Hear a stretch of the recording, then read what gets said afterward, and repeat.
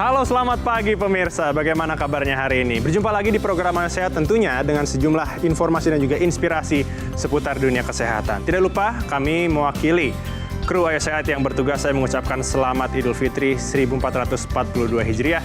Mohon maaf lahir dan batin. Pemirsa, Idul Fitri kali ini memang berbeda dari tahun-tahun sebelumnya. Meskipun dibatasi jarak karena tidak mudik, namun silaturahmi tetap harus terlaksana meskipun secara virtual. Semoga pandemi ini tidak mengurangi makna dari hari kemenangan itu sendiri. Tetap di rumah dan menjaga protokol kesehatan sangat diutamakan. Dan hari ini pemirsa, kita akan kedatangan tamu dokter spesialis THT, Dr. Hemastia Manuhara Harbai. Nanti kita akan membahas seputar radang tenggorokan. Penasaran seperti apa? Mari kita mulai Ayo Sehat bersama saya, Elgin Fridianto.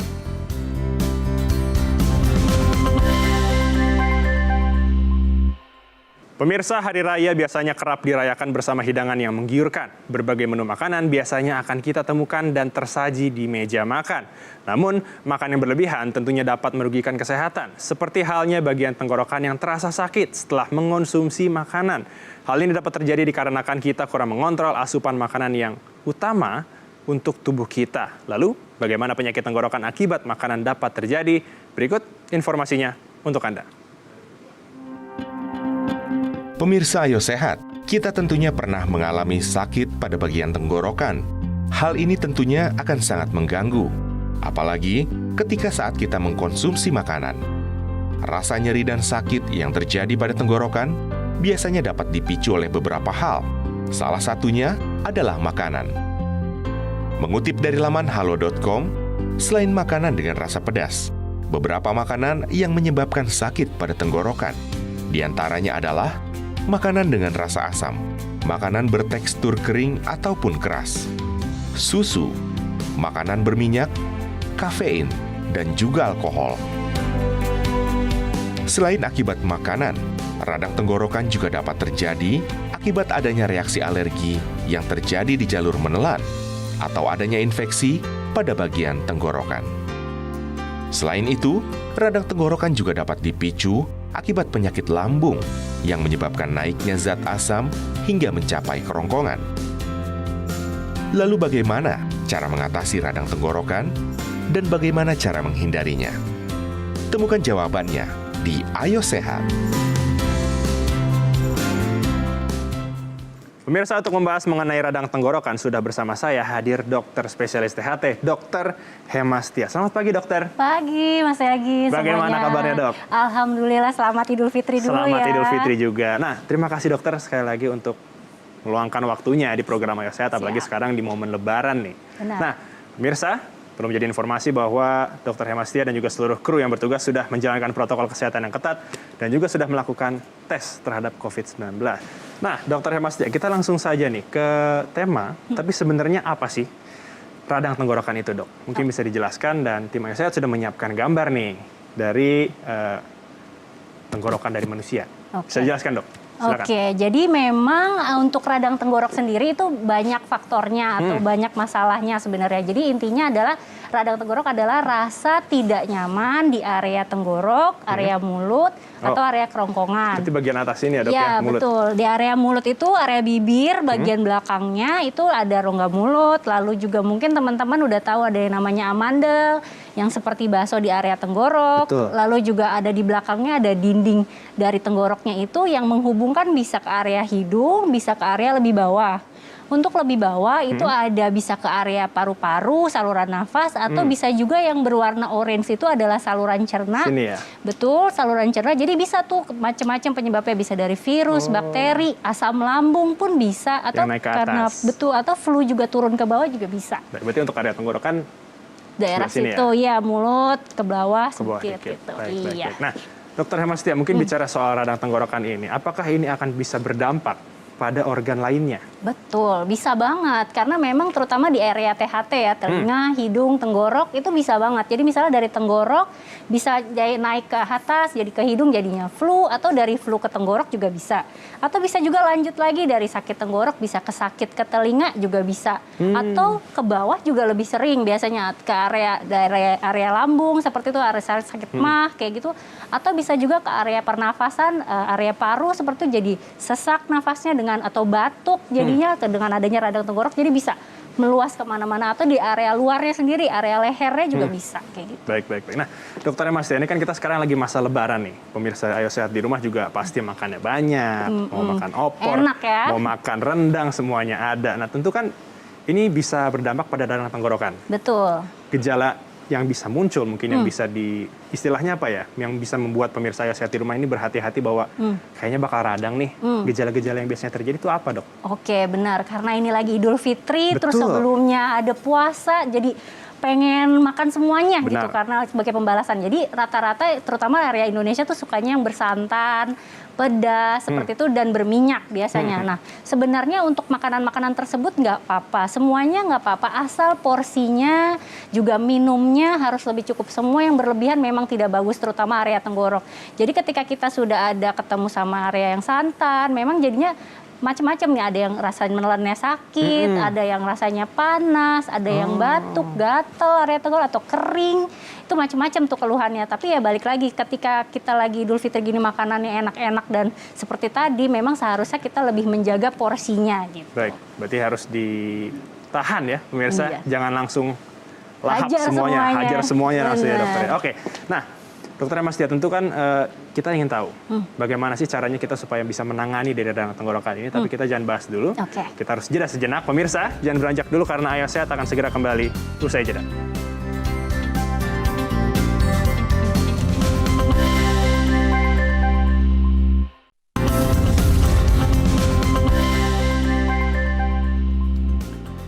Terima kasih Anda masih menyaksikan program Ayo Sehat pemirsa. Tidak lupa juga kami ingatkan kepada Anda untuk bisa memfollow Instagram Ayo Sehat di @ayosehat_kompas.tv dan juga di kanal YouTube Kompas TV. Nah, masih bersama dengan Dokter Hemastia di sini. Kita bicara tadi sebelum jeda, Dok. Ya.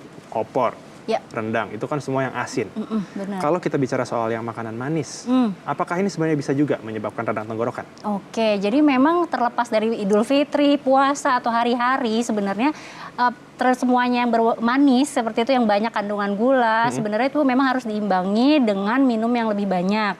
Kenapa? Karena gula itu di area belakang tenggorok itu dia sifatnya menyerap air kasarnya gitu. Jadi daerah mukosa atau lapisan belakang tenggoroknya jadi gampang kering.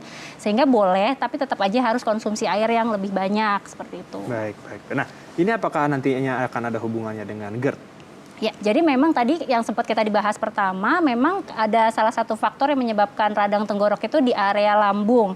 Karena dari ketika kita punya resiko asam lambung, seperti itu ada asam yang naik ke arah belakang tenggorok yang dapat menyebabkan satu, mengikis tadi mukosa lapisannya itu jadi lebih kering, jadinya nggak enak, nelannya ganjel, seperti itu. Atau juga yang kedua, karena asamnya naik kayak rasa tidak nyaman di area leher ketika menelan, kayak mungkin ada asam atau seperti itu di daerah leher juga bisa, atau bisa menyebabkan batuk dan tersedak di area tenggorok. Jadi tetap rasanya tidak nyaman, jadi tetap radang tenggorok kita bilangnya gitu. Oh, baik. Tapi dengan adanya gejala baru yang muncul berarti ya Betul. pembedanya. Baik. Nah, Dokter Hemastia, berikutnya tim Ayo Sehat sudah mengumpulkan pertanyaan dari netizen. Waduh, iya. Sepertinya sudah masuk nih orang-orang yang mulai gatal-gatal tenggorokannya. Nah, yang pertama, Dokter Hemastia, ini dari ada @ayupjlstr_. Saudara saya sering mengalami radang tenggorokan dan sering berulang. Kenapa ya, Dok? Oke, jadi balik lagi penyebab dari radang tenggorokan ini kan macam-macam. Benar. Mungkin yang paling awal adalah ketika daya tahan tubuh kita turun, memang secara refleksnya adalah cairan di daerah tenggorok jadi berkurang, itu jadinya radang, mempermudah radang tenggorok yang satu. Lalu yang kedua mungkin ya makanan gitu, mungkin terlepas dari Idul Fitri, memang makanan itu terkadang ketika kita pengen yang lebih enak kan memang yang bergorengan, berminyak, bersantan seperti itu, pedas, itu juga mempengaruhi. Lalu yang ketiga mungkin karena di era pandemi juga kan kita menggunakan masker. Benar. Juga terkadang memang kita harus seringi dengan banyak minumnya juga seperti itu. Jadi harus hidrasi yang cukup untuk daerah tenggorokan. Jadi memang bisa berulang karena daya tahan tubuh itu harus cukup, dan juga selain daya tahan tubuh mungkin tidurnya juga harus cukup, stresnya harus dikurangi. Banyak faktor berarti banyak ya, Dok, faktor ya? banget yang untuk menyebabkan radang tenggorok. Jadi memang bisa banget berulang gitu. Baik. Nah, berikutnya ini dari Adam Prasetyo. Adik saya selalu batuk setiap mengonsumsi makanan atau minuman manis. Nah, ini kayak yang tadi nih, Dok. Dia juga mengalami ISPA sejak umur 14 tahun. Apakah ISPA berpengaruh terhadap keluhan yang dialaminya? Benar. Jadi kan ISPA itu sendiri adalah infeksi saluran pernafasan atas. Jadi tenggorok, hidung itu termasuk saluran pernafasan atas. Jadi memang balik lagi dia memang bisa berulang, apalagi dengan konsumsi makanan yang kurang baik gitu. Misalnya terlalu banyak makanan yang manis tanpa diimbangi dengan makanan yang baik gitu, makanan multivitamin, sayur dan buah seperti itu, dan airnya juga kurang seperti itu. Mungkin juga namanya anak-anak, mungkin dia banyak bermain, Betul. aktivitasnya banyak tapi masukannya kurang, itu juga akan menyebabkan gangguan tenggorokannya gitu. Jadi memang multifaktor bisa seperti itu. Tapi memang sebaiknya kalau udah sering berulang kayak gini, memang harus dipastiin dulu nih kenapa nih, apakah ada amandelnya yang besar. Biasanya untuk anak-anak seperti ini amandelnya besar, ya itu harus dievaluasi lagi gitu. Baik. Oke, berikutnya ini Dokter Hemastia ada dari @darmaseptian_. Tenggorokan saya terasa sakit disertai batuk dan pilek. Kemudian ternyata muncul bercak putih di sekitar amandel. Kenapa ya? Oke. Apakah berbahaya? Benar. Jadi memang kalau teman-teman lihat daerah mulut itu ada tadi yang namanya amandel yang seperti baso, benjol besar di sini kanan. ya? Betul, kanan dan kiri, bukan yang di tengah-tengah itu ya, yang kanan dan kiri. Dan kalau dia sudah besarnya itu sampai bisa dilihat, berarti itu udah besar gitu. Kalau misalnya dengan kamera aja belum kelihatan berarti aman. Nah, apalagi kalau udah ada bercak putihnya. Bercak putihnya ini bukan berbahaya atau tidaknya, memang harus evaluasi langsung. Tapi kalau ada bercak putih berarti ada tanda infeksi bakteri di situ. Oh. Jadi memang harus diberikan obat-obat antibiotik seperti itu, tapi tetap harus ke dokter dulu untuk evaluasi apa bercak putihnya itu. Apakah salah satu infeksi bakteri biasa ataukah yang sempat kemarin KLB seperti difteri, itu juga bisa seperti itu. Jadi sebaiknya memang diperiksakan dulu nih ke dokter kalau udah ada bercak putih di amandelnya. Oke, nah Dok, ini yang terakhir nih. Banyak juga ya pertanyaan dari netizen nih. Sepertinya sudah mulai terasa nih kuah opornya nih. Dari @pentamaidita. Dok, apakah ada perbedaan antara sakit tenggorokan karena radang tenggorokan dengan sakit tenggorokan karena COVID? Wah, iya nih, bagaimana cara membedakannya? Benar, jadi memang karena kita masih COVID aja ini ya, sampai udah 2 lebaran memang. Jadi memang nggak bisa dibedain sebenarnya gitu. Semua pasien yang apalagi di era pandemi yang ada keluhan hidung, ada keluhan tenggorok, dan ada keluhan paru, batuk dan sesak, memang sebaiknya yang pertama adalah singkirkan COVID-nya dulu dengan penggunaan swab PCR seperti itu.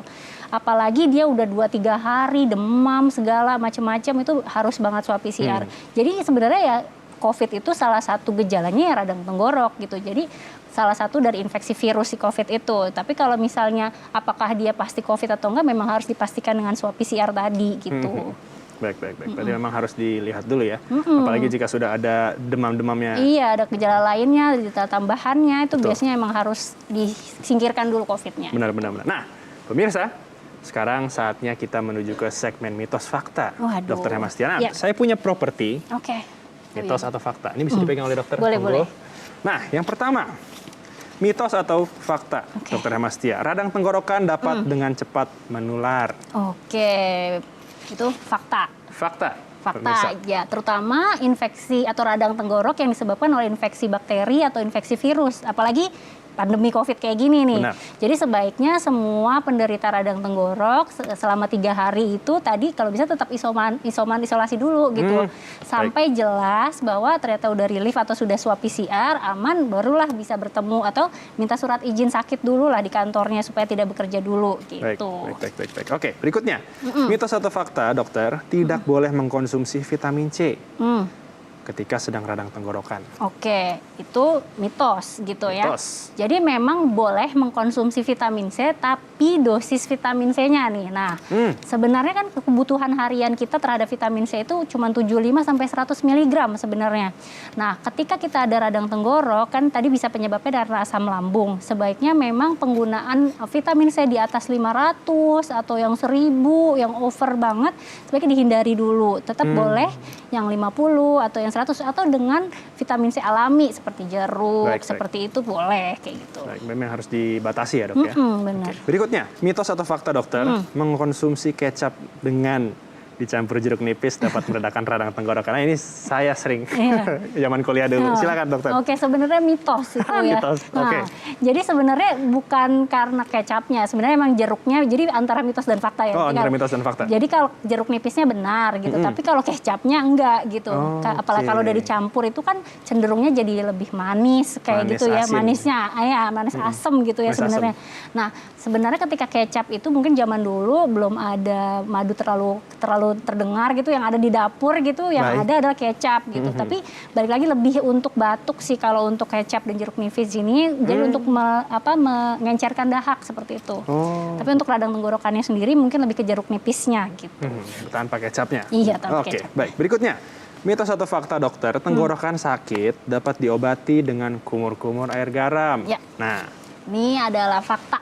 Fakta. Oke, jadi memang penelitian yang baru makin ke sini, jadi kan garam itu memang sangat dibutuhkan karena dia fisiologis sesuai dengan tubuh gitu ya. Jadi bisa karena di kandungan garam itu sebagai disinfektan atau ya pembersih lah seperti itu. Jadi bisa ditambahkan nanti di garam dengan airnya bisa untuk kumur-kumur, nggak usah diminum ya, tapi untuk kumur-kumur seperti itu. baik. Nah, dokter, kita cukup nih segmen mitos faktanya, tapi kita harus jeda sejenak dulu nih, siap. Dok. Pemirsa, jangan beranjak dulu, karena Ayo Sehat akan segera kembali. Usai jeda.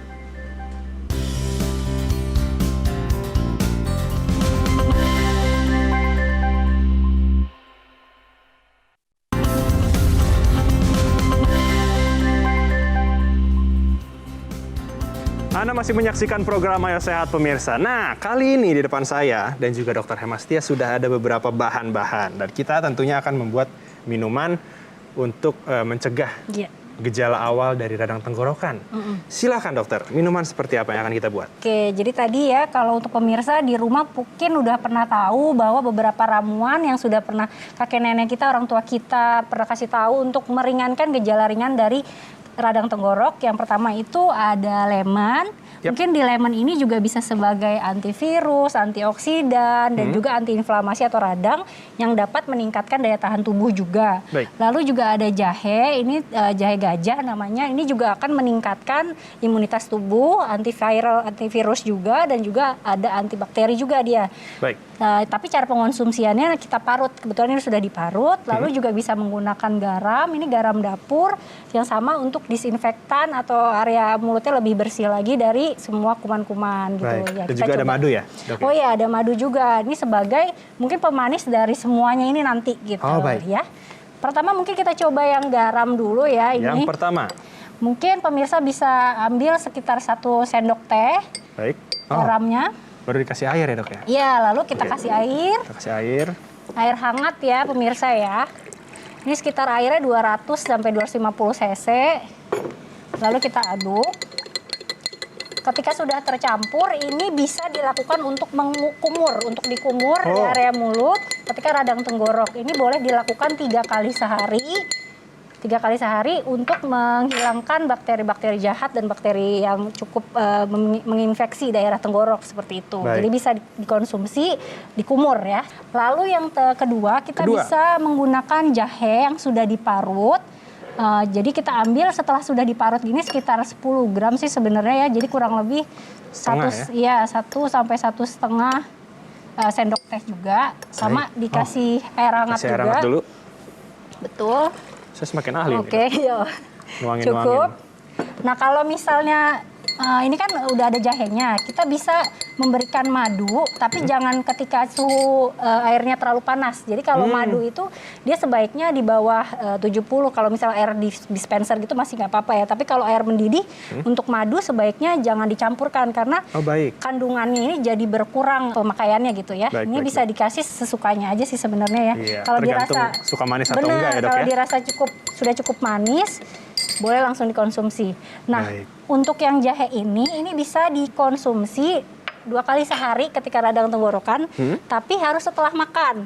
Setelah makan? Ya, kasih jeda 10 menit baru dikonsumsi. Jadi sebaiknya jangan mengkonsumsi dalam kondisi perut kosong. Nah, untuk pasien-pasien atau pemirsa yang memiliki sakit mah, sebaiknya memang jangan terlalu sering mengkonsumsi jahe ini karena akan meningkatkan asam lambung gitu. Jadi boleh coba sehari sekali saja. Kalau sehari sekali udah relief, udah enakan, sebenarnya nggak apa-apa. Tapi nggak usah ditambahkan lagi.